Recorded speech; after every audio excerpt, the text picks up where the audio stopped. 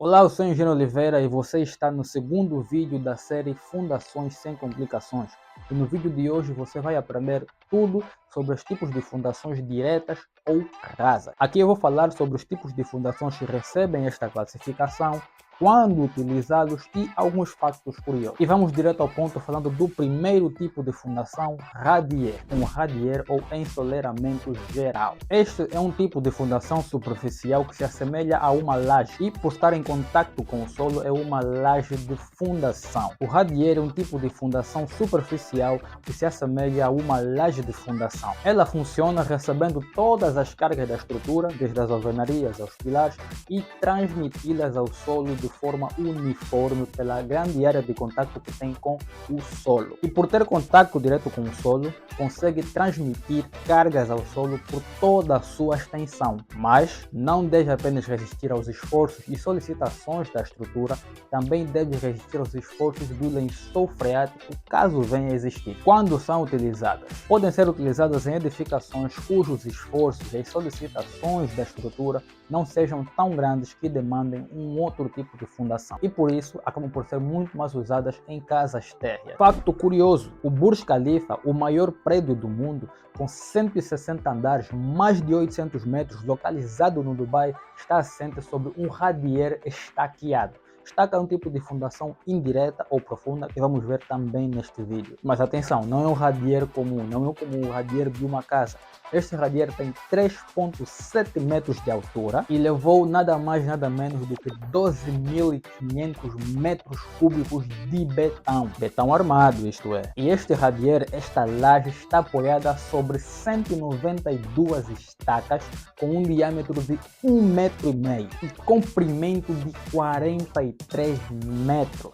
Neste caso, as cargas a transmitir ao solo foram tão altas que se optou por radier em substituição aos blocos de fundação inicialmente previstos.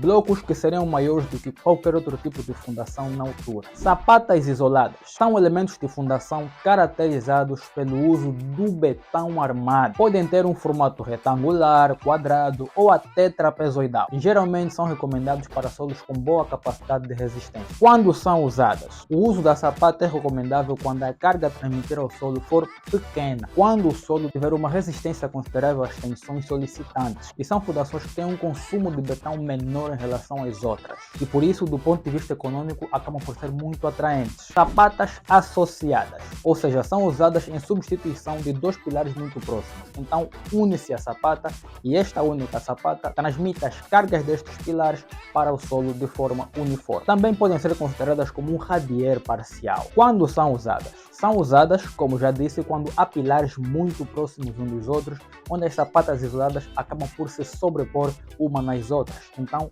unem-se estas sapatas sobrepostas e temos ali a sapata associada. Sapata corrida, diferente das sapatas isoladas e da sapata associada, elas são caracterizadas por percorrer o perímetro todo da edificação e por apresentarem o formato de uma viga. Esse tipo de fundações é muito usado em edificações térreas e com baixas solicitações. Quando são utilizadas? São muito utilizadas quando há presença de uma carga distribuída linearmente, como por exemplo, pode-se considerar sapata corrida como fundação para muros, paredes ou qualquer elemento alongado na edificação. Sapata alavancada. A sapata alavancada é sempre usada com uma viga de equilíbrio.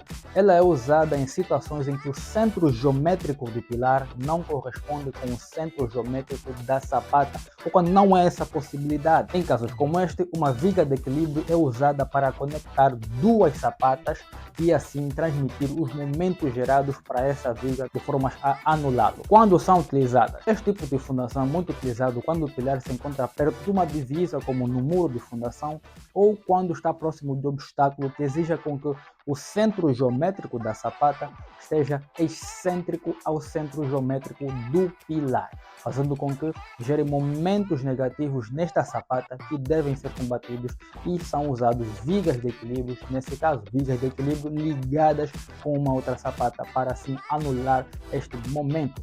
Momento nada mais é do que o movimento da estrutura num sentido. Vigas de fundação ou baldrame. As vigas de fundação são elementos de betão armado que geralmente dividem a subestrutura da superestrutura, ou seja, dividem a fundação que está abaixo do solo com a estrutura que está acima do solo, e elas por si só podem estar abaixo ou acima do terreno. Quando são utilizadas na construção de edifícios em betão armado, as vigas baldrame são usadas para receber as cargas das paredes, essencialmente, e distribuí-las para as fundações, que sejam sapatas ou blocos de fundação. Já em obras que não serão erguidas paredes, elas podem ser usadas para limitar ou proteger o piso e também podem ser usadas para reforçar garagens, por exemplo. Blocos de fundação são elementos de fundação caracterizados pelo uso exclusivo de betão. Neste tipo de fundação não é necessário armadura, porque só o betão, pode ser betão simples ou ciclópico, consegue transmitir as cargas solicitantes ao solo, isto pelo seu cálculo e dimensionamento. Quando são usados? Geralmente são usados em terrenos onde o solo firme foi encontrado a profundidade inferior a 1 metro. E também são viáveis quando as cargas a transmitir ao solo são de baixa carga, como num primeiro andar, por exemplo. Este foi o vídeo de hoje. E subscreva e ativa o sino das notificações para não perder a notificação do próximo vídeo e partilhe este vídeo para pessoas que precisam desta informação. Deixe o seu like, porque assim o YouTube entende que isto é um bom conteúdo e vai recomendar para mais pessoas que precisam desta informação. Muito obrigado, até o próximo vídeo.